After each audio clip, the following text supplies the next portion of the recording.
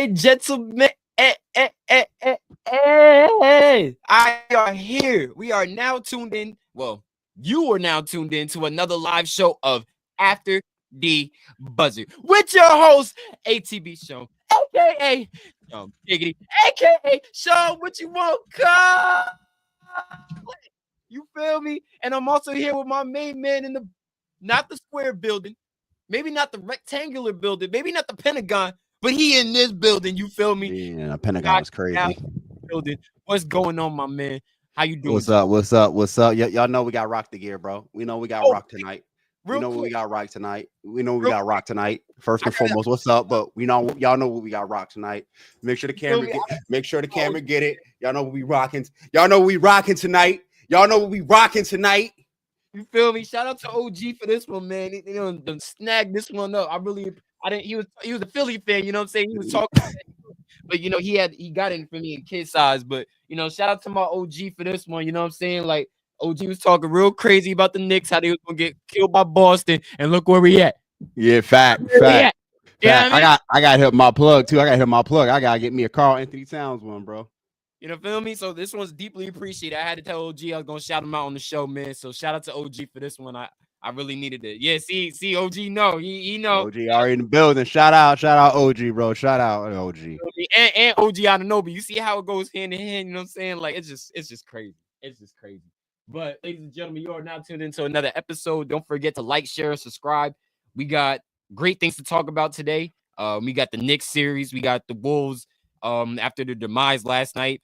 We got basically, yeah, because it's coming down to the end of the playoffs at this point. We got some breaking news too that someone has officially been awarded their MVP award. It took forever. Mm-hmm. I mean, me and Mo was recently talking about this. Like, I've never thought it would take this long to announce the MVP. Usually they announce that in the second round, but for us to get to the conference finals, waiting for the MVP award to be announced, bro. Like after the paint done dried and shit. Like, come on. Yeah, like dang, man. Like we've been waiting forever. Sheesh. Thanks. But it made sense though. And you think about it, it made sense. You got two of the number one MVP candidates going against each other. You got Badman Shea, and then you got the dope man Jokic. You know what I'm saying? And dope man Jokic is close. Crazy. I mean, hey, bro, like, I had to think of something for Jokic, but dope man Jokic. You know what I mean? So like he was doing. You said joke man. I thought you said dope man. I was like, whoa. All right, my fault. Hold up. Let me turn these up. Let me turn these up a little bit. You can call him dope man joke. I was like, dope man. Okay, that's crazy. I guess he giving out the snow. Shoot. He is. He passed the things. That's the new name that we gonna have him on the show. Dope man yoke. You know what I mean? Dope man yoke. But nah, man. Like these are the top two candidates are going against each other in the same series to see who becomes who goes further to get a chance to go to the NBA Finals. But let alone the main thing was who between these two to see who's going to get MVP, and it was really determined in that series whether and it would have been controversy. We talked about this before we got on live. But if Jokic would have won that series and people, let's say the voters went for Jokic to get MVP, it would have been justified, but it would have caused a lot of controversy because of what Shea did in the regular season, you know? So honestly, it was well deserved for Shea. He did his thing during the regular season. Like Josh just said right here, from SGA to MVP. Yeah, I mean, Remember I told you last year too when Shea lost it. Every year they get it wrong, and the following year they get it right. Last year they gave it to Joker, which a lot of people believe it should have been SGA. Right. Now it is SGA's MVP. Also quick shout out to the 4 views in the chat, man. Appreciate y'all for pulling up. But shout out like big ups to SGA, man. Well deserved. Average like 32. Probably shot like 80% from the free throw line because he went there so many times. We'll talk about that a little bit later as well from last night's game. But I do got certain somebody from Chris. Chris did see the news, and Chris being in Chris, if you did watch last week's episode, he does not like he does not like Shea Gilgeous-Alexander's game. And that man was pissed when he won MVP. He was so tired of it. He just like, man, get this boring mess out of my face. Yeah, he really called me. I was crying. I was hollering, bro. But not SGA game is. It's not that it's unique. Is that it's so? I think it's so different from everybody else's who's now currently watching basketball that you haven't seen it in so long. Like you haven't really seen SGA game probably since like prime LeBron or maybe even prime D Wade, because D Wade was someone who used to go to the line a lot as well. But I mean, like James him, Harden, we say like prime James Harden too. James Harden, but James thing was more so his step backs. Really, was it really? Nah, he drove to the basket. Nah, a lot, he was. He It's drove like to the if you're it right. was step back, then he was gonna get to the basket, it get fouled or go get it. Yeah, It was something. you're right. Prime James Harden probably is the most recent one who went to the line a lot. But since we live in a 3-point shooting era, everybody don't know what it to really see people drive to the basket so well and get free and get foul contact. SGA game is very similar. Actually, he's the better version of Jalen Brunson. Like thank you, Pete. SGA is the better version of Jalen Brunson to me, because Jalen Brunson does the same exact thing. Mo hates that so much, bro. Mo be hating that so much. I'm like, I don't care. I'm still gonna love it. I ain't like my man be driving to the basket, doing that, getting the constant, boom, flopping, throwing the ball in the air, whistle, 2 free throws. I'm like, that's right. He did that to Jaylen Brown all game 6, bro. He did that to Jaylen Brown all game 6. I mean, I love it from Jalen Brunson. I don't know why people hate it when it's Shea, because Shea's game, because JB is shorter than Shea, and his game is more fluid. I was gonna touch it. Yeah. His game is so smooth to the degree that it's like, what could you do about it? You know what I mean? It's like it's just one of those patented moves that he has, that he's able to just be so creative and draw those fouls that you have no choice but to foul him. And then when you do foul him, what could you do about it? Yo, like, Ant was pissed at him. Like last night's game, and Jaden McDaniels, it was funny because my man's Dan, and shout out to my man Dan, he was livid because he couldn't believe what the hell Jaden McDaniels did. He didn't even touch him. Man, he slid on the ground. Man slid on the ground and still put the shot up. He's like, bro, you couldn't put a hand up. You could have pushed him a little bit more. You still let him make the shot. Like, you still let him get the shot off after the foul. Like, do something. It really makes it hard to guard people like him and Brunson, because you can't really you can't really touch them to begin with, but it's like hard to stay in front of them. If you get beat, they got an open lane now. If you're big and under the rim, you can't touch them. You can't try to block the shot because you might get fouled. Oh, my boy! Shout out to my boy Ant, man, the trap house in the building. SGA or Rakobe. Let's not go that far. I don't know if I'm gonna go that far just yet. I don't know if Shom, just for context, Ant is known for the hot take. He's about to stream later too as well. So shout out Trap House, man. But Ant is known for the crazy hot takes. But I don't know if I'm gonna go that far just yet. Troll God. I give you this, right? They probably comparing it to the fact that like he damn near the same height as Cole. Mm-hmm. He basket just as smooth as Cole, maybe a little bit smoother. But you know what I'm saying? But it's like there's no jump out ability that you look at, like, you know, Shea that says like, damn, like, you know, he top tier. Peter hit it, bro. That's why Chris hate him. Is his game makes it boring. Says Thunder because he's always flopping. Flopping makes really boring basketball. It's not. I don't think it's boring. Maybe because I'm so used to watching Jalen Brunson. Because like that's why I don't think it's boring. But I can see where Chris and Pete come from with that point. It's just like, bro, you like, yo, they not even touching you, bro. They not even there was one. It was one move. Shea did a step back. The bro barely touched him, and Shea flopped and still got the shot. I'm like, bro, even me, I said, all right, that's a flop. But they called it as a foul. Now, Kenny Beecham, shout out. Kenny talked about this earlier today. I think I don't know if it was on the spot or he made a clip about it. I just saw it on Twitter real quick. And Kenny talked about is that, yo, Shea just ultra aggressive compared to other players, compared to Ant, compared to Jamal Murray, compared to anybody he's going up against. He's more aggressive, and his job is like, I'm going to play the free throw game. I'm going to get your best defensive players in foul trouble. So that's going to put more pressure on your offense to score, and to put more pressure on your offense to score to keep up with me at that. And you're going to have to just keep figuring out.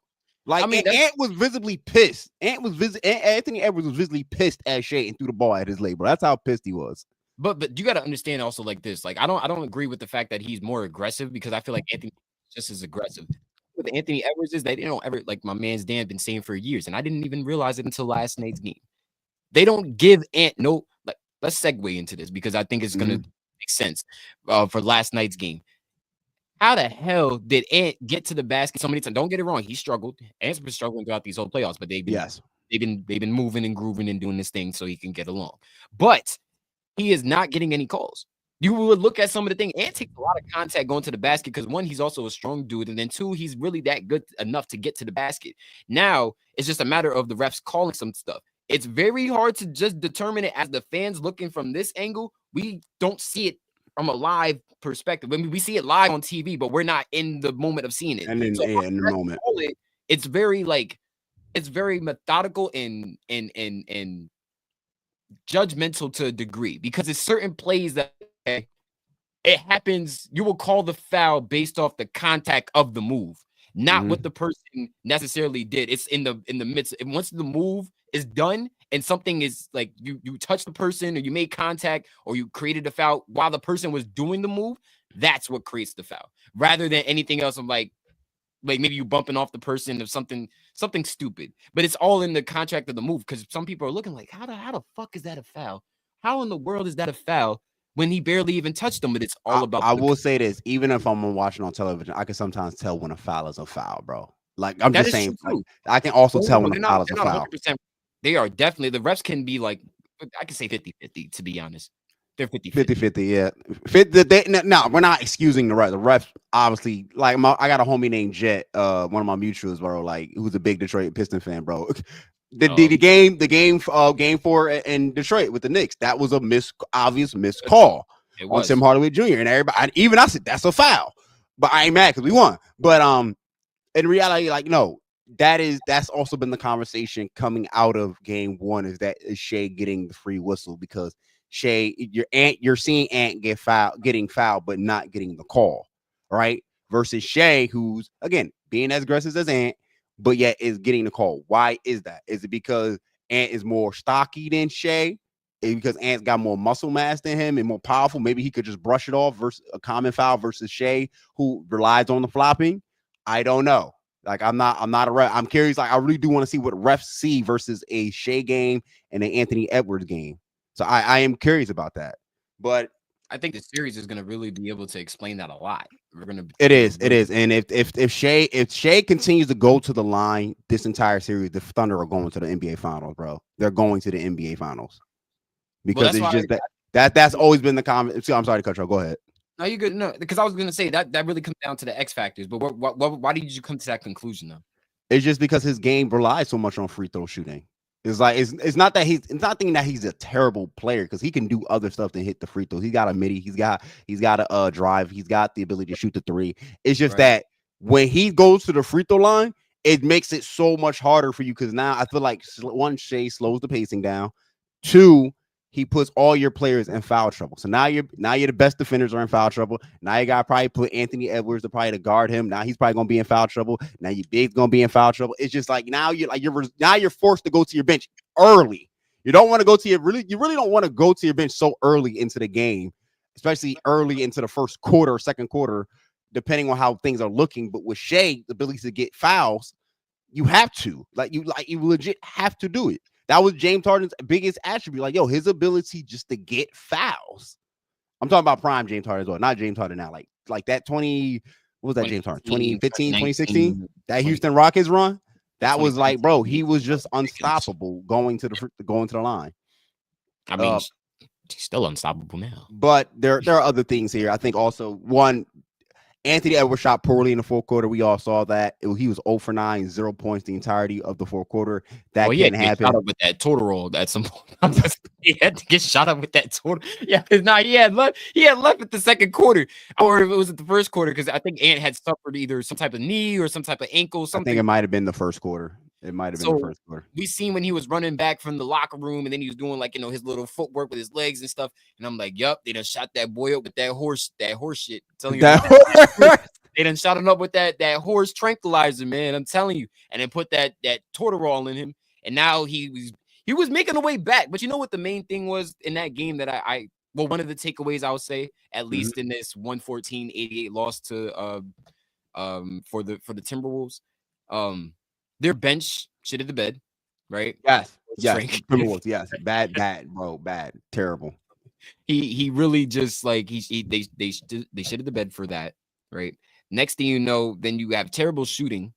All right, you have terrible shooting from your shooters. You had some that went in timely because it kept the game in close. You know, they had a decent lead going into like the half, but it wasn't like nothing so sustainable because the Thunder was right there. I Dante think defense is what didn't really have kept a them in. yeah. Dante didn't. God, I'm having a tongue twister right now. Dante. Dinfatinja. I can't talk right now.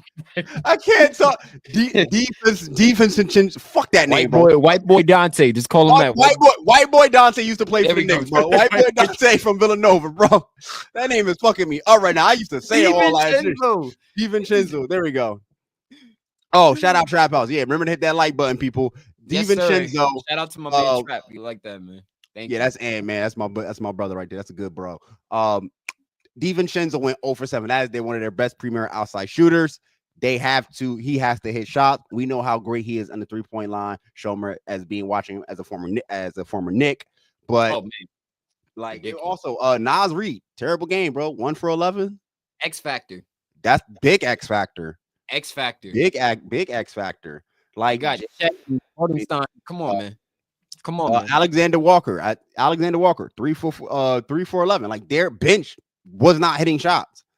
So it kind of really the only one that played great that game one was shockingly Julius Randle.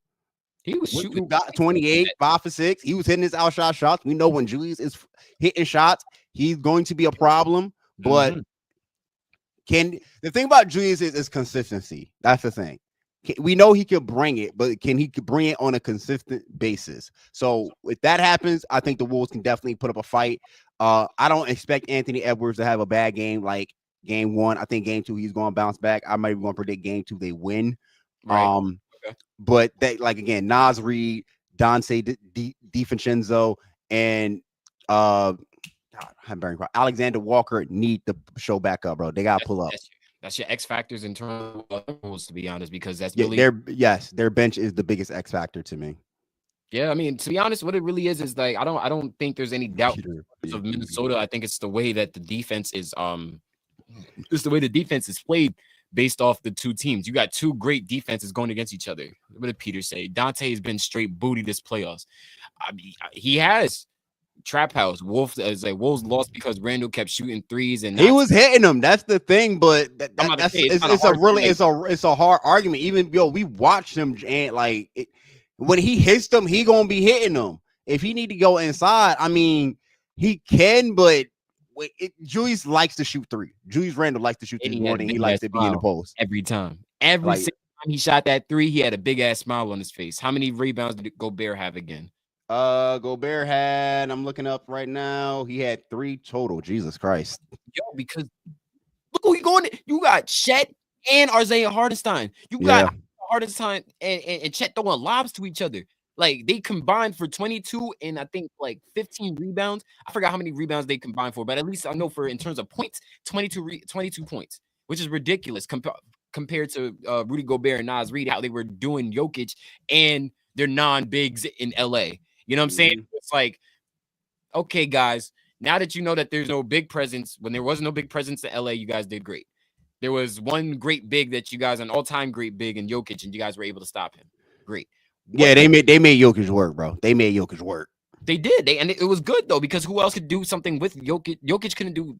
They don't. He's one of the only people that it's a really good center that doesn't have at least somebody comparable to his size to like at least help him a little bit. You have Nas Reed and Cat. I mean, I'm sorry, not Nas Reed and Cat. Nas Reed and Rudy Gobert. You know what I mean? That's a good tandem. You got Cat and you got Mitchell Robinson. Good tandem together. In Indiana, you even have Pascal. Pascal's a little on the short side, but I'm about to say he's not a certified big, but I know where you're going with Pascal. I know where you're going. And then Miles Turner. Do you see what I'm saying? It's compliments to this thing. And then the compliments that they have within Chet and Rudy is crazy. Yeah, tire him out. Like Joker really did look exhausted that entire series. Like he looked exhausted. Yeah. Plus he didn't have much help, so he had to do everything. I got to rebound, I got to shoot, I got to do all of his other stuff. And don't get me started on Russell Westbrook performance in Game 7, which that's a conversation for a whole different day. But no, I mean, Alex Caruso and like the Wolves ain't gonna have it easy offensively out because Alex Caruso is on that other side, bro. Alex Caruso is a defensive stopper, bro. So Yes. he Yeah. is going You to see the be confidence he got with Ant. locking up. He's going whoever's hot, bro. He gonna be right next to you, bro. So Mhm. Ant is gonna see him a lot. Now, let me ask you this before we move on to this to the next series, right? Now, both of these teams, like I said, we mentioned defense before. They play great defense, all right? Now, but the Timberwolves and I got a sneeze coming, but I don't know when it's coming. I hate when that Timberwolves, happens. I feel it, and it's just like it's been there for like the last 3 minutes, and it's not good. All right, damn, the Thunder and the Timberwolves, because I feel it, it's not good, bro. The Thunder and the Timberwolves, right? They got good defenses, but very two different defenses. Now, the one that you're willing to more or to bet on, right? You got the Timberwolves defense aspect as more of a man defense. They can Man get to man.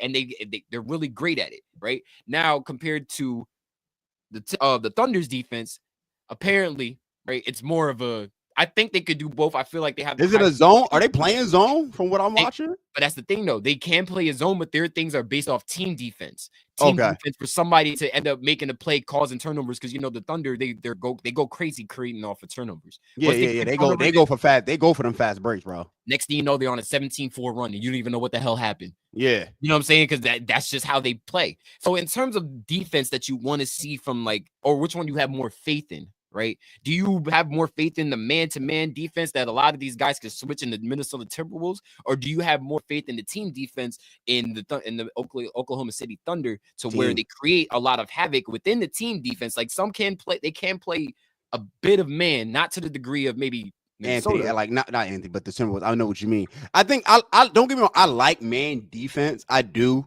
but I just think you also have a liability on your man defense, and that's Rudy Gobert.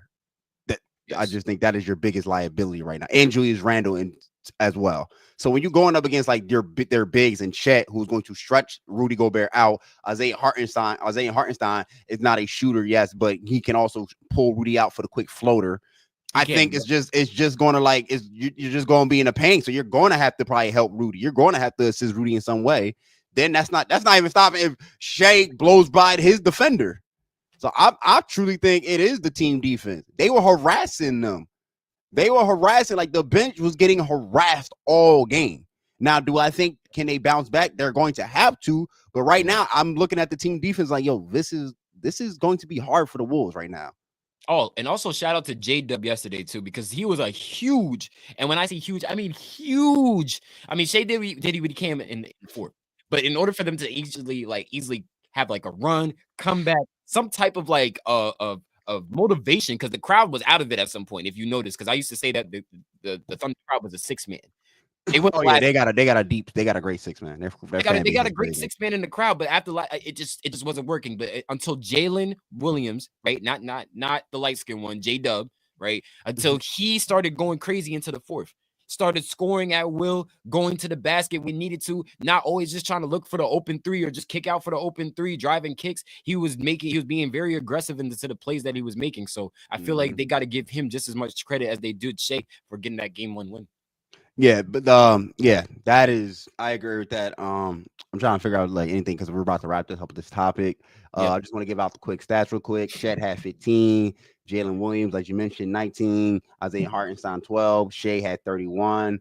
It's a lot. You're like the starters of the Minnesota Timberwolves and the bench are going to have to step up to keep up. Shea gonna get his 30.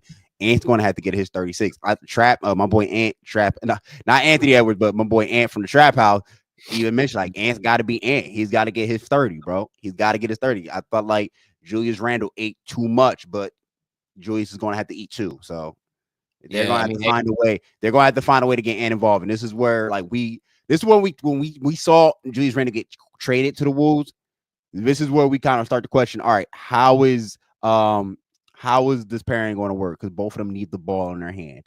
So somebody's going to sacrifice their food. And right now, you need your best player, Anthony Edwards, to get his food, bro. So Julius might need to sacrifice some of his touches. This is. Is there anything you want to talk about? Brian too, saying Wolves going to bounce back for sure. Shout out to yes. I think Wolves are going to bounce back. I'm looking at a 7-game series. I want a 7-game series out of this. I think also Ant just is hungry, bro. And like, not to say Shea ain't. I think Ant is like, bro, they beat this team before. Now, granted, it was a different team. It's like, yo, we can beat y'all, bro. And Shea has the mindset. That's why the reason why we call him Baby Jordan. He has the mindset. I can beat anybody, bro. I'm the Ant has the I'm the best player on that court day in and day out, anytime, anywhere, and no matter what game we in. I'm the best player on that court, and Ant's going to have to show that in game 2. Yep, and I believe it. I think it's going to come. I want this to go to 7. Even though no series. We need a good game 7. We need a good game 7. We haven't got a good game 7 all playoff. And I think this is also going to speak to their legacies going forward about who these guys are going to be by the time they get to their real prime. You know what I mean? Since you did mention the legacy part, if Shea does, because you put this in the topic, if Shea does win MVP, how does he give you by the league? Is he like face of the league, or is he like future superstar? He has the chance to. Well, I think he's a superstar already. Right? Yeah, that's true. He is a superstar already. From how he is already viewed in America, especially in the NBA, because that's the primary thing. But especially going back to Canada, he's like their star for Canadian basketball. Yeah, he might be end up being bigger than Drake. You know what I'm saying? No. Like, shit, bigger than Drake. That's crazy. Nah, man. I promise you. Watch there be a song called the SGA. You know what I'm saying? Like, oh, you know it's coming. You know that song coming, bro. You know that song coming. Something about Shea being smooth within the bar. I see it. I don't. Yeah, bro. Like he already had him in his music video. That song coming. SGA, something. The Shy. Something is being named after Shea Gilgeous-Alexander, bro. It is crazy because this is what you do after DeMar done dropped him. Now he got to pick up Shea. He just picking up the next business. Like, damn. Hey, bro. at least he picked somebody from his own country. Culture vulture. I don't care. Culture vulture, man. Culture vulture. At least he picked up somebody from his own country. I'm not even a Drake fan. I'm like, well, damn, finally. I said finally. Shoot, DeMar DeRozan was the immigrant. He came to Canada. He was the immigrant. That immigrant, shut up. He was the immigrant. Like, what the fuck? No, the immigrant is crazy. The immigrants is crazy. Yeah, technically they got immigrants on the. Hey, appreciate you, Pete, for pulling up, man. Appreciate you pulling up always, man. Thank you, Pete, man. Shout out to Pete, man. Thank you for commenting and all that thing. You kept it real live, brother. Keep it real live, brother. Yes. All right, moving on. We know what time it is. Yes, we know what time it is. Yes, we know what time it is. Hold up. Yeah, we know what time it is.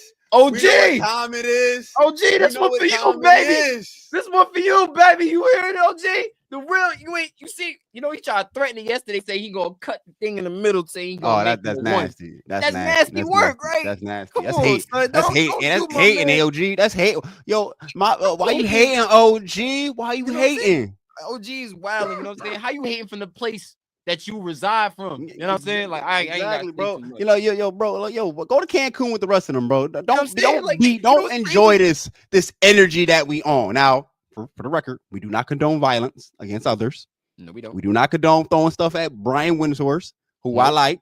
He made some and that Pacers fan. We didn't appreciate. All right, we ain't. Well, I don't appreciate either, but that one knew what he was getting, bro. That one knew what he was getting in defense of the fans, bro. Bro, city of New York, bro. We fresh off the win. We going to the conference. You want to walk around the city with a Pacers, bro? I don't even care if you're a fire. You think because you're a firefighter, you're gonna get protected, bro? Bro. If you watch sports, you know when sports fans are winning, bro, they're gonna be at the highest and probably the drunkest. And you know what the crazier part about it is? And shout out to Tyrese Halliburton for doing this because this was mad dope. Hell no. Yeah, bro. No, it's over. It's over. Pacers we'll talk about it though. We'll talk about that.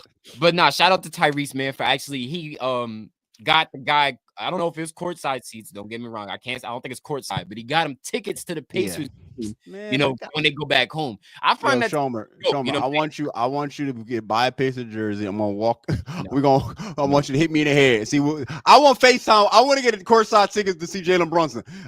Because I'm just saying, are we rewarding stupidity now? I'm just saying, bro. Why would you do that? Wow. I mean, that's true. That's real talk though. Like, cause it's like, you kind of know, especially if you let's say he is from the city, bro. I'm not saying you can't be a Pacers fan living in New York, bro. But you like, dog, you know that the city is active, bro. The streets are hot. The city is up, bro. It's up. Since we beat Detroit, we've been up. And when we went up 2-0 against Boston, we was really up. We felt like that was the chip right there, matter of fact. Exactly. I felt like the chip itself.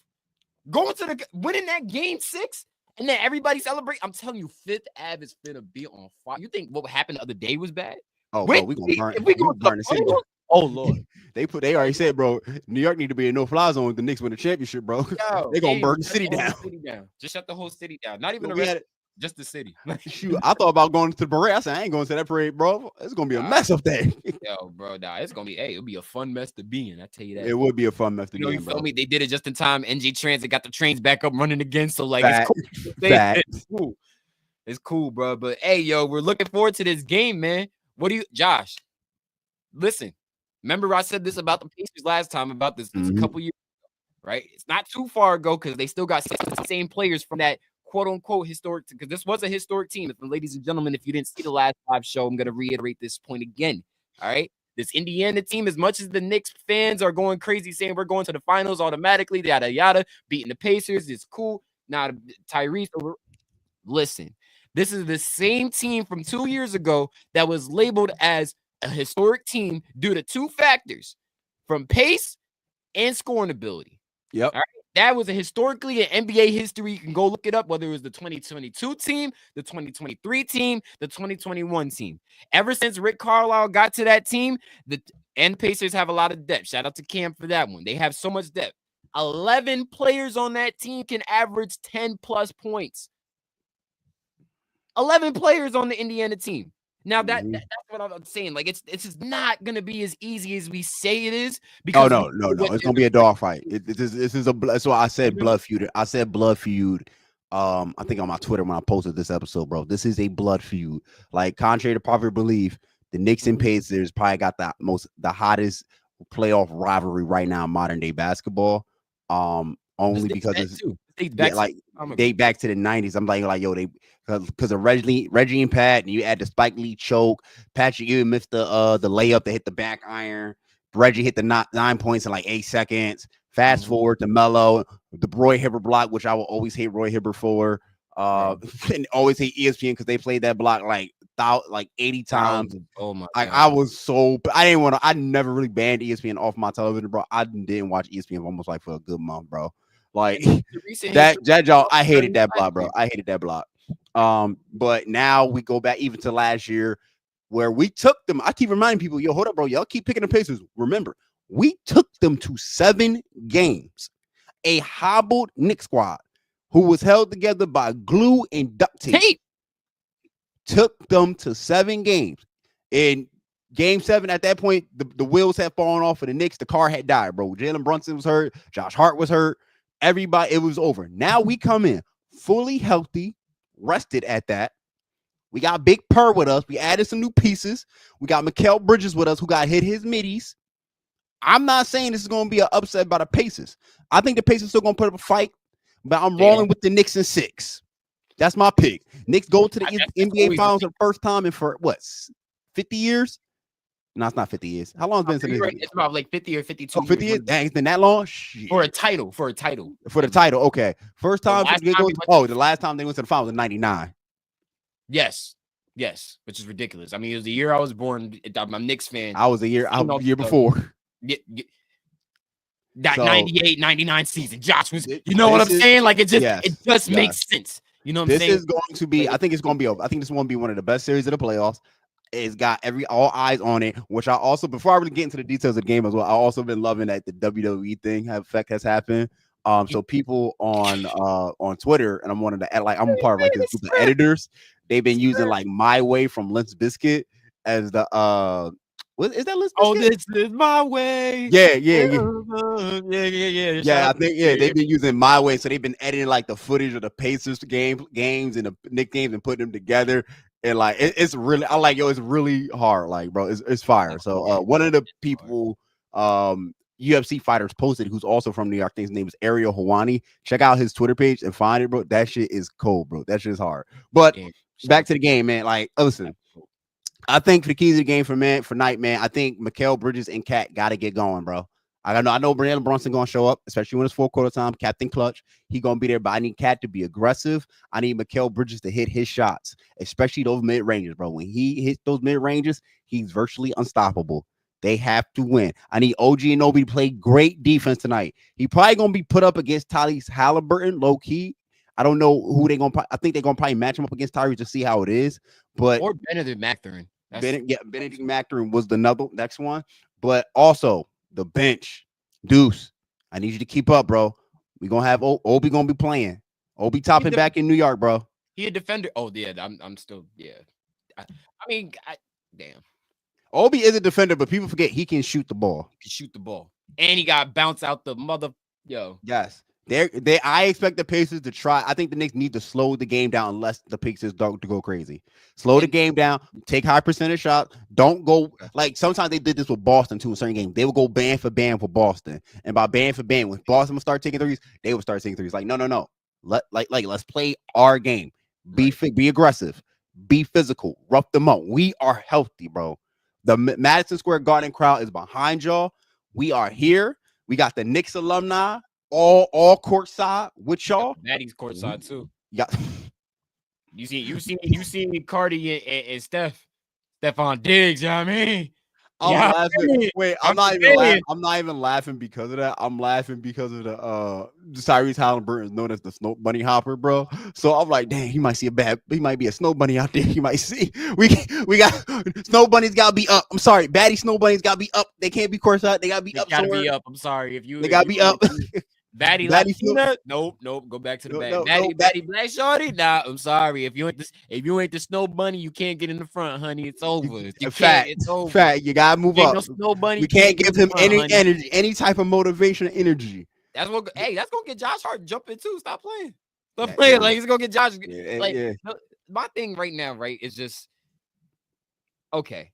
How would the Knicks be able to keep up with this trend, this so high octane Pacers transition offense? That's my thing. Do we have an answer for Andrew Nembhard when he starts going?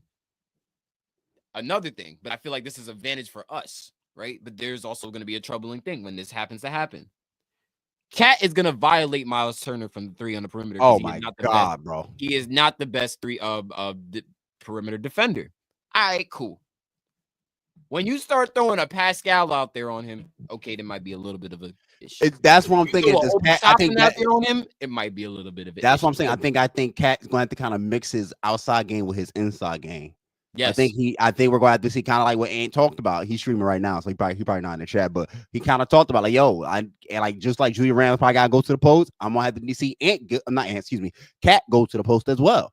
I need you to work the inside, bro, because the outside is going to be kind of complicated when you get Obi Toppin put on you, who's got length insides. Yeah, and they're versatile. Like, hey, look where he learned. I can't even speak. Look where he learned the defense from. He learned it from damn Tom. That's what drafted. Tom Thibodeau drafted people that know he can at least play defense, or at least bring people to the team that know can play defense. Yeah. I forgot Toppin did draft Obi, right? Toppin did draft Obi. I mean, I did say that's crazy. Toppin did draft Obi. Tim did draft Obi. We can't talk today. Obviously, we can't. I'm excited. I'm excited for the game. That's why I can't talk. Like, the game about to come on in the next half hour. No, see the next hour. He did. All right, guys. He did draft him, right? He drafted him, and now the thing is, right? But my thing is just like, all right. If once they throw those defenders out on him, yes, Cat is gonna have to switch up his game and be very versatile. Like I said, it comes down to the depth with me at the end of the day. Can Landry Shamet be able to hit those shots when time is needed? Can Mitch Robinson get those offensive rebounds when really needed? So, can we get some Precious Achiuwa minutes that actually mean something?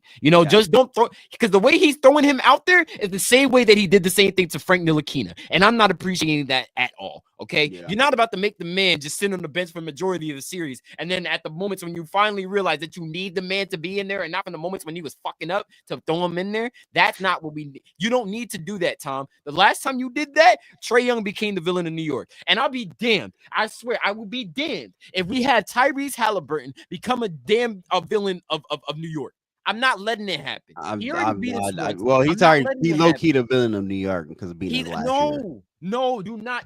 Josh, if you I get what you're saying. I can't take another light skin basketball player being a villain in New York, bro. I can't take it. But you're putting it out there. I'm just saying, like, I can't take it, bro. So we know Tyrese Halliburton is going to show up because he's playing with the overrated, and I'm low key I know for a fact New Yorkers are going to hit him with the overrated chant. But I'm also like, That helped them win in Cleveland. yeah, that's what I'm like. All right, let's pump the brakes, y'all. I know we confident. Like the Pacers are no joke. You know, Reggie probably gonna give Halliburton some game as well because he gonna be calling it. Which I low key wish we was on ESPN, but that's a conversation for a different day. That's The all right. Knicks don't really win on TNT, but The no, last that's that I superstition. don't really care. Throw my man Kevin Harlan on there. Because we ain't, you know what I'm saying? Throw Kev on there. When's the next time we go hear Kevin Harlan again? What, when CBS start playing the Jets and the Bills game? I ain't trying to hear Kevin on that shit. I'm trying to hear Kev now. No.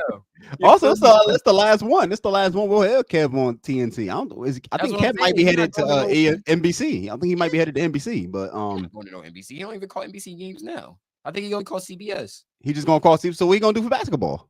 Somebody gonna hire him. Maybe Amazon might. That's what I'm saying. You can't. He could also do NBC. Nah, Amazon probably gonna do it. If they can get what's his name? Michael. What's his name? You talking about the dude from ESPN? No, not the dude who used to be at ESPN. I think the black dog. Yeah. Shit. What was his name? His voice is so iconic, but he does it for Thursday Night Football now. Oh, I know you're talking about Mike something. Yeah. But he's iconic voice. You hear him in Madden all the time. Yeah, they probably gonna do the same thing like they did for Kevin Harlan. We never know in that regards. But well, I do have one more key thing before we do get off this topic and get to our quick hitters. What was the one thing I had about this series? Oh, wait. Who's running the? Well, I know you know Knicks, but Knicks and who? 5-6.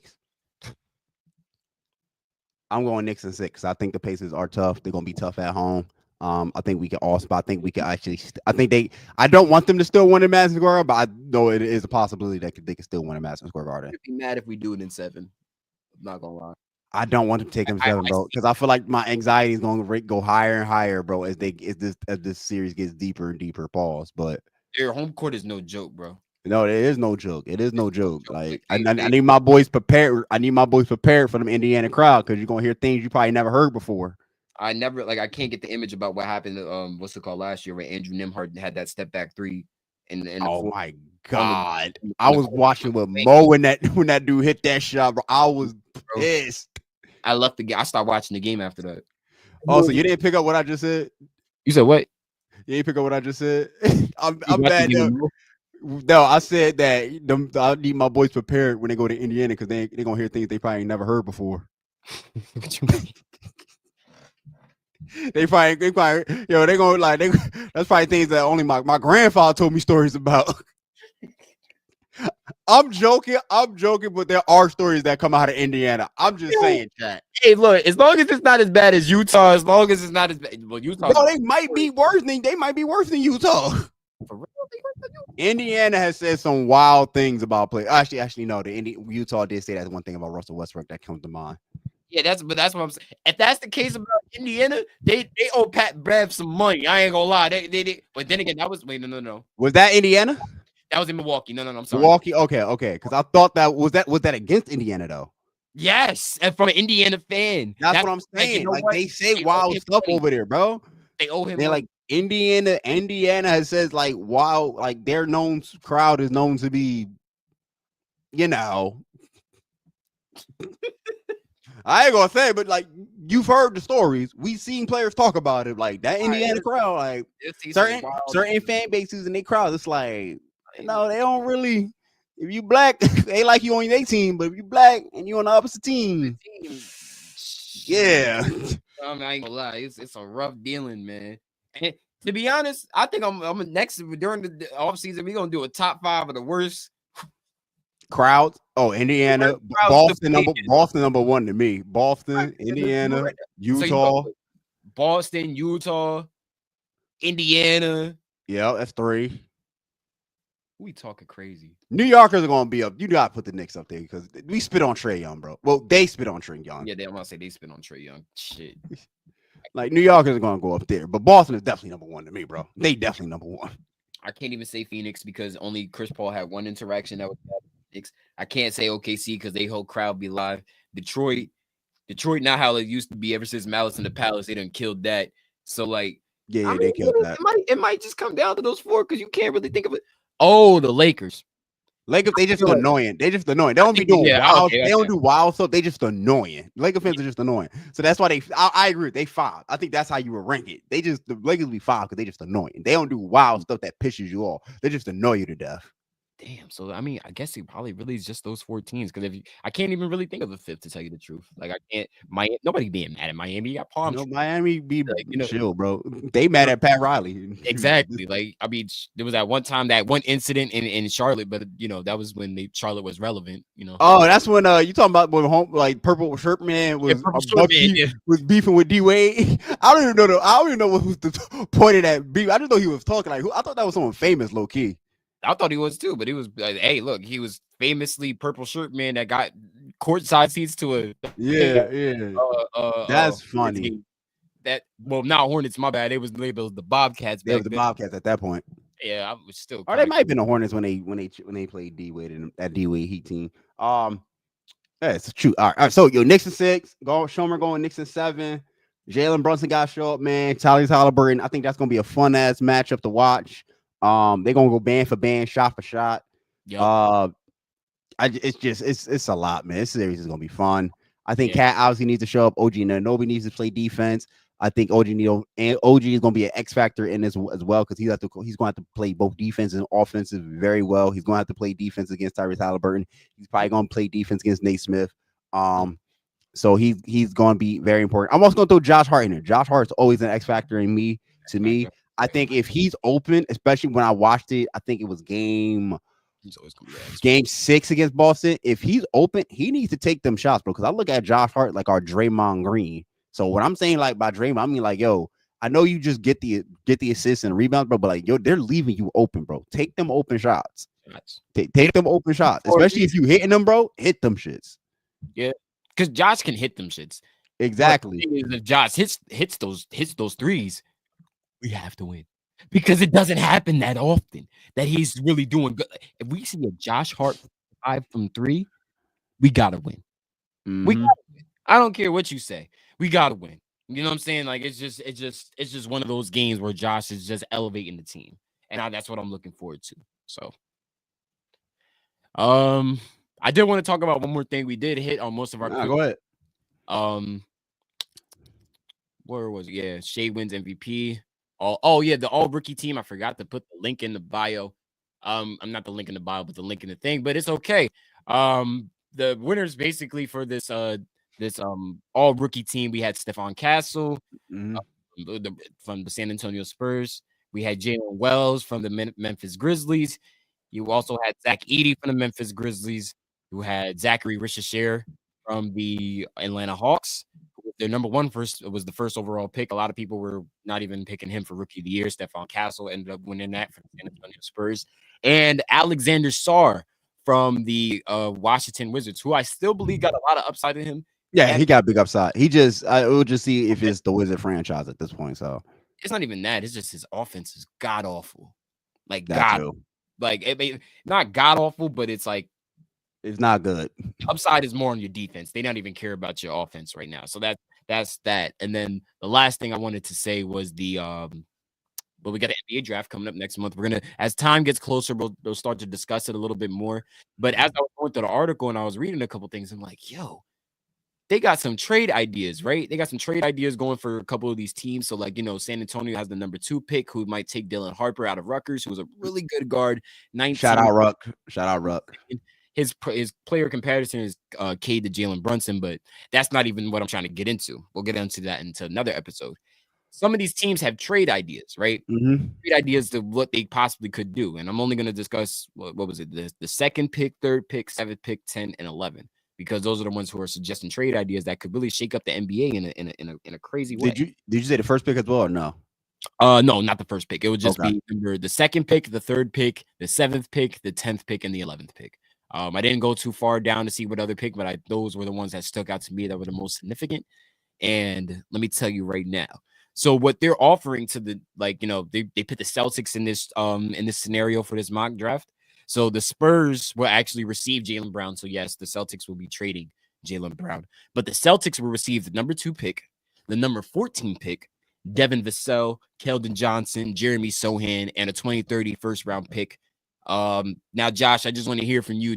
How does this sound? Is this a yay, nay, or what the? You know what I mean? Which The one is it? Yay? latter. I just because I don't see the Celtics breaking up that two team that dynamic duo. Excuse me, Brown and Tatum like yet. I don't think I don't even think to think about. I think the Celtics are gonna make roster changes. Don't get me wrong. I think it's more so like Porzingis and Drew Holiday might be on the way out, but like especially with Tatum hurt still. Like hypothetically, let's say even if he's healthy, let's say played a hypothetical game, if he was healthy, I still Right. don't say they would make that trade. I think getting up Jaylen Brown, even for the number 2 overall pick, is still not enough. You got to give me something better than that. Okay, so let Shoot, me. give me Wemby. Give me Wemby. What? It's like, give me Wemby. That's crazy. I Is mean, that like Wemby's what? Like, yeah, give me Wemby. You go with Jaylen Brown. Give me Wemby. I would have took De'Aaron Fox. Somebody, give me some. For that. I don't know about De'Aaron Fox. Now, It's not speaking that of, he's bad. I just like I don't know if that's worth Jaylen Brown. I mean, you need a point guard. It's not That's worth true. Jaylen Brown, but you need a point guard, That's and true. They I do think need a that point would be guard. working Celtics out. do need a point guard. I mean, if you think this was worth it, if you don't think that's worth it, what do you think about this one? I mean, for the third pick, right, we have Ace Bailey, that's possibly also Dylan Harper's teammate coming out of Rutgers, small forward, Mhm. 6'10", got a lot of upside to him. But the trade idea for him is that Philadelphia, they will be making a trade with the Suns. So I'm pretty sure Oh, you know where this Shom? is going. Yeah, yeah. Um, Basically, the Sixers would get Kevin Durant, and the Suns would receive the number 3 pick, Paul George, and the 2030 first round pick, top 3 protected. What you think about this one? That isn't as Kevin Durant and Joel Embiid. Uh Cause I'm looking at it like from the other team's perspective as well. It's not that it's a bad trade. It's just that it'll look good on paper. I don't know how it's going to turn out for the Sixers in the long run. Which obviously I do. I think I do know it wouldn't turn out good. It would turn out horrible. It would turn out horrible. Personally, both teams need to rebuild. Honestly, Right. they both need to rebuild. So I think this is a trade that neither of them should take. Sixers are not in a win now position, even though they've said after Gilly the Kid went on a podcast P show and said y'all need to break up and rebuild. They said they rolling with podcast P and Joel. I just like I y'all need right now y'all biggest star Tyrese Maxey, honestly. And your biggest Like hope is Jared McCain. yeah, like I mean it looks good on paper. So I said it looks good on paper because you could Right. build around Jared McCain and Tyrese Halliburton, but you also add the Joel Embiid standpoint, and Kevin Durant probably is like, I'm not going there, bro. Yeah, he probably just like, it's like y'all keep throwing me around in these big 3 situations and it's not working. Yeah, I just like Kevin Durant wants to go to a contender where he could just do what he does best. Yeah, it's crazy. Now let me get to this next one. This one is gonna be from the number 7 pick, right? The number 7 pick. This is for this guy coming out of Duke. He's the center. His name is Kaman Maluk. Malaluk. I could be pronouncing that completely wrong, but he's a dog. Player comparison is Derek Lively, and I believe that. Oh, Uh, they're live with that. They're live with him too. He's that Yeah, no, baller.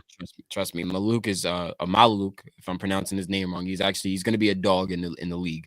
But the Pelicans are the ones that actually might have the 7th pick, and they're looking at same thing. KD. The Pelicans will receive Kevin Durant, but what the Suns will receive would be the number 7th pick, CJ McCollum, Kelly Olynyk, Jordan Hawkins, a 2029 first round pick, top 3 protected, and a 2027 first round pick swap. Yo, you keep giving me players like trade ideals, and it's just not good for either team. I mean, for that, I mean, like it's like Durant I'm just because I'm looking at the real like Kevin Durant wants to go to contender. I gotta play the realistic game when I hear these two, but it's like Mhm. CJ McCollum and Devin Booker. Does that even look good to you? Nah, we Like that's what I'm saying. Like don't, no, don't actually. No, it really don't. and then you add Bradley Beal to all that. Like no, Yeah, that's wow. That's actually not good at all. I mean, that's I'm not like a read the so. Unless read you're the. telling me you're going to trade other team of the other pieces other places, and like again, both It'd be well, a waste of time. New I think it's Orleans is a weird situation because I feel like they're building, they're not in rebuild mode. I just think they kind of like they don't need to rebuild like the whole thing. Like let's say Philadelphia, I think mhm. they kind of they gotta make some renovations though. They gotta make some renovations though. I think that is the issue. That is the thing. CJ McCollum, I don't know what you gotta do with him. I think you still bet on Zion, especially if he can still keep his weight down. And he did look a lot better this season than he did previously. It's just like it's one of those weird ones, man. It's one of those weird ones New Orleans. Like it's like they're not in a terrible situation, but they're not in a great situation either. So it's not like they need to rebuild.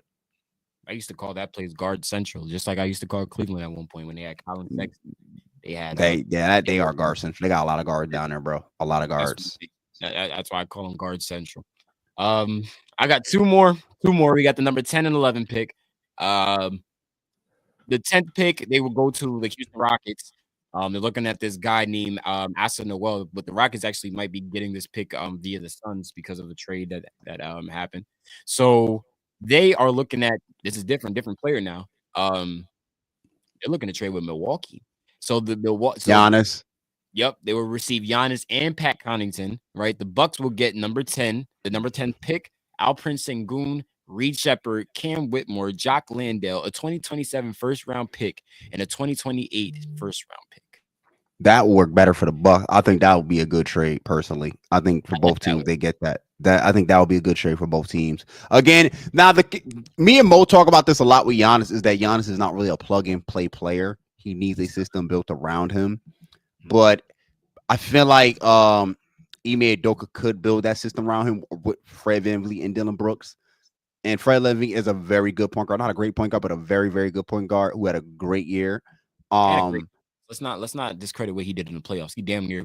Oh yeah, he put them on their back, bro. He put that team on his back. They also got a great defender. And what's the twin down there? That's a Sora or a man. That's Amen. That's Amen. Amen is really good, especially defensively. Amen is a hooper. Defense, I ain't gonna lie. Both the Thompson twins are great defensively. If you want to be real, because Asor was no joke in Detroit especially guarding against Jalen Brunson. Yeah. It was crazy. But I would. That's the one trade I would like. I think Giannis to the Rockets wouldn't be a bad idea. It is also a potential destination for him. Yeah, you know what I mean? I mean, like I said, if you believe in Ime, I feel like that he'll have the ability to build around that. And plus, let alone the Bucks are getting back great stuff in return. They're getting and they need to rebuild, and the Bucks need to rebuild. I think they're at the rebuilding stage. That's a great trade, honestly. So if that does happen, I'm not surprised. And then going into our last one, we got the Portland Trail Blazers with the 11th pick. They got Kasparis Janukis, another guy from Lithuania. So shout out to the Europeans. Yeah, the European. There's somebody that is from Lithuania, but I think that's Lativa. If that's what's his name? Porzingis. But or maybe that might be what's his name? Luke. Lithuania. Somebody's from Lithuania. That's all. No, he's from Slovenia. They got Anias to it. That's all I know. But it's just he's coming from there. His pro comparison is Kobe White, 6'6", 200 pounds. But Kobe White can hoop. You know what I mean? But theirs is a little different. They actually in the number 12 pick too, but it's nothing too crazy in that one. But Portland, they will receive they're making a trade with Brooklyn. Cam Johnson, Brooklyn receives the number 11 pick, Robert Williams III, and a 2030 pick swap. Honestly, like I said, I don't know. Cam Johnson needed to get off that team since he got traded. He definitely needs to get off that team. So I would say yes, only because he needs to get off, but it will still be a weird situation more so for Brooklyn. Well, Brooklyn being Brooklyn would be in a rebuilding for the past forever. I feel like now, that's one thing. I feel like they just their thing is rebuild. Superstar moment. Rebuild. Superstar again, and then rebuild. That's Brooklyn now. Portland. Cam Johnson, yes, I think because you could build around Cam, and I just don't know what you do with DeAndre Ayton. I mean, DeAndre Ayton is still a mystery within himself. I heard the team actually got a little bit better. How a lot of people were comparing this Portland Trail Blazers team this year, whereas how the Houston Rockets was last year.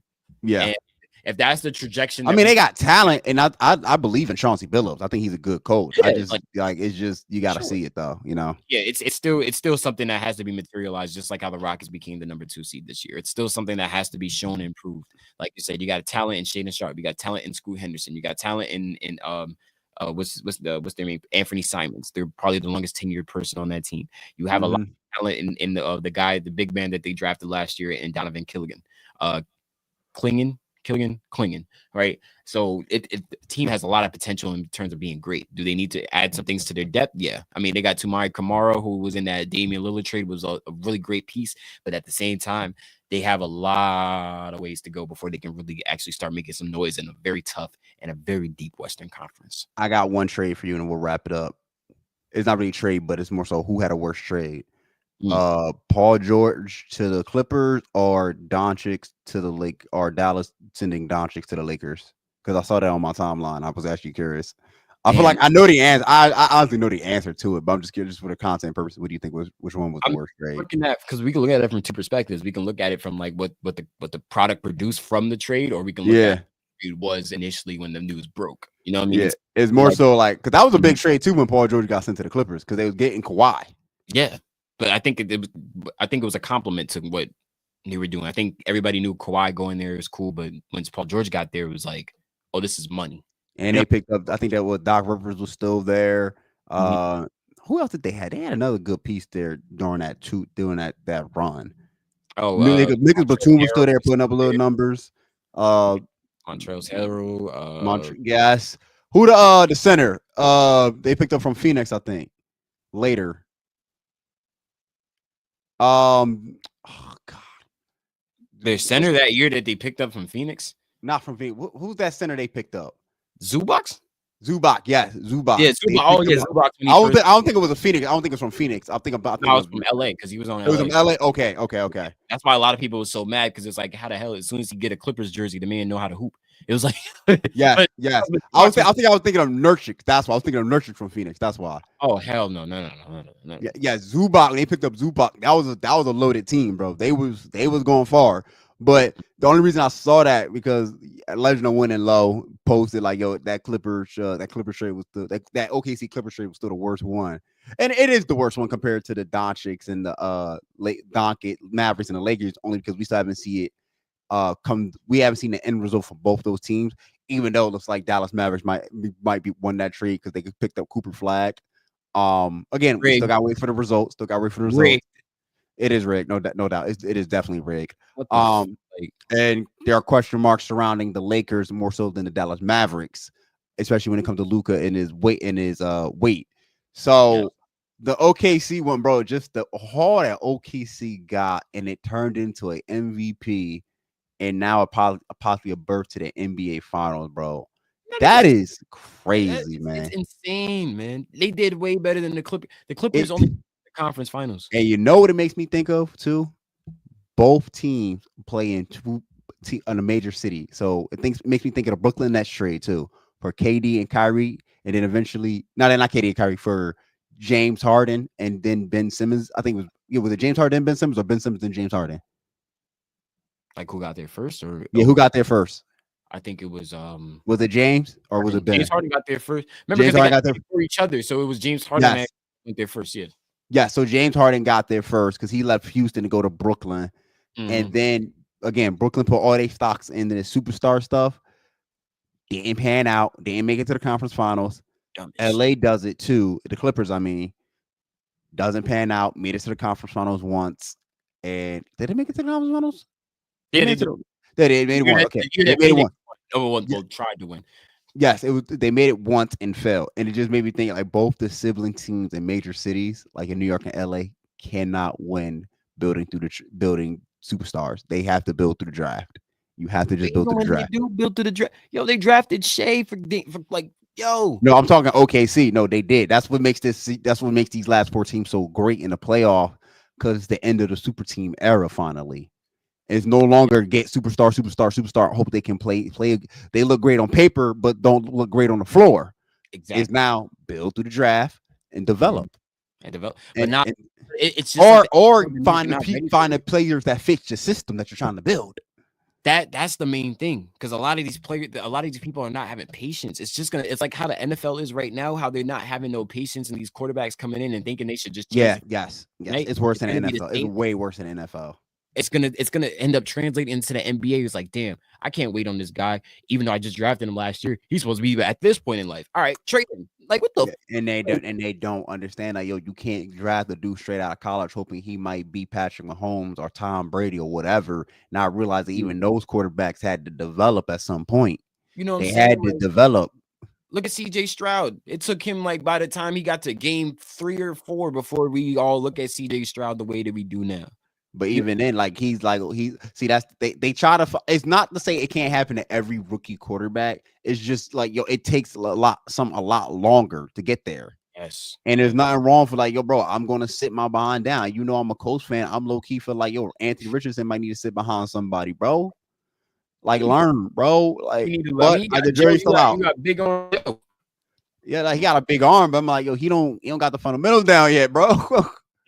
You got big arm Joe he can learn from. So, like, Oh, they don't got Joe Flacco no more. He up there. Like Shador, I think Shador's going to be phenomenal. That's right. He is on. Like, I don't think Shador's going to obviously start, but when he learning under Joe Flacco, he going to be just fine. He going to be adding to his. So he's improving on the fundamentals and now how to read defense, learn from Joe Flacco and studying and working on his fundamentals. When Shador starts, he will be ready. He was right. Oh, he's going to be ready anyway, but he will be even more ready and confident in himself. Exactly, and I believe I'm still a Shador believer, despite what they did to him in the draft. Like in the draft, that was terrible. But we ain't gonna talk about that. That's been discussed by everybody at this point. Yeah. Also, final note: Caitlin Clark and Andrew Reese, chat fans, we do not care. That is a common foul. We do not care. Stop turning to a race war. We do not care. Turning Angel Reese and like Caitlin. This is not Magic Bird 2, bro. We do not care, bro. We just want to watch hoops. Because trust me, they tried to market it that way when they first was in college. Like, yes, I know it. They did. I know they did. I get it, but at the same time, bro, like, no, you can't do this. They play two different positions, and yes, they're very popular. They brought relevancy back to the league. Okay, stop making it a racial thing. This is not a black and white thing when it comes to these two great players. We don't care. It was a hard foul, bro. Like, I've seen worse. Y'all act like she mugged. Y'all act like she put her in a chokehold like Draymond. Bro, if that's a hard foul, then everything Draymond Green do is a flagrant 1 and flagrant 2. You know what I mean? Like, even last year when they was like, oh, everybody was after Angel, not Angel, Caitlin Clark. Everybody was after when the girl from Chicago had really fouled her really bad, and they was, oh yeah, they tried to suspend. Like, suspend? For real?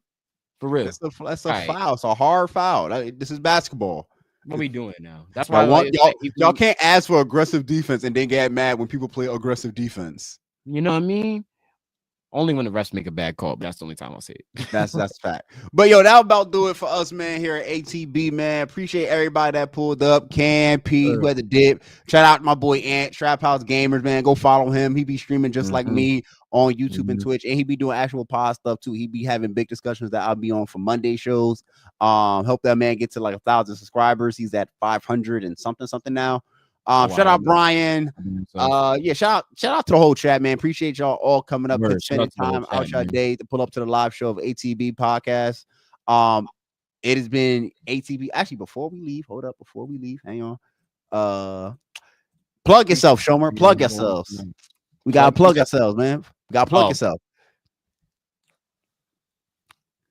Well, man, follow this man at Shomer El Ben Yisrael on Twitter. Follow the podcast ATP Pod on Twitter and on X, whatever you call it, and on Instagram. You can follow me at Joshua Counts 1 on Twitter, and you can follow me on Twitch at RTJosh124. I repeat that is RTJosh124. I am on Twitch and YouTube, man. This will do it for ATB Josh and ATB Shom.